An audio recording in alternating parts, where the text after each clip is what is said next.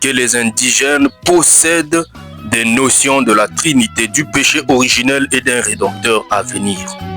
Bien qu'ils n'aient jamais lu la Bible européenne, ils se tentent de trouver chez eux une morale si proche de l'Évangile qu'ils soupçonnent une révélation primitive ou une descendance directe des Hébreux ayant conservé la loi.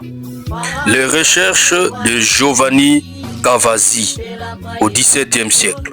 Le missionnaire capucin Giovanni Antonio Cavazzi, dans sa description historique des trois royaumes Congo, Matamba et Angola, a consigné les traditions orales locales.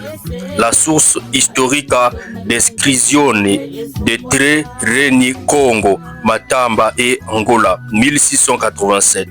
Il décrit les rites de baptême traditionnels et l'existence des figures prophétiques appelées Ngunza ou Ngangandi, qui enseignaient la soumission à un Dieu unique et la fraternité des siècles avant l'influence de Rome.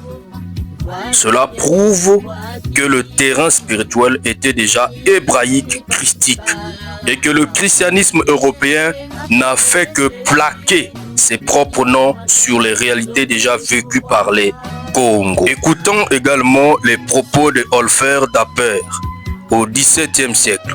Cet humaniste hollandais, dans sa description de l'Afrique, en 1668, a compilé les récits de nombreux voyageurs et commerçants ayant visité l'Empire Congo. Dans son ouvrage intitulé « Description précise des régions africaines », il mentionne que les Congos croyaient en un être suprême, créateur de tout, et qu'ils observaient des jours de repos et des rites de purification qui rappellent strictement le sabbat et les lois lévitiques.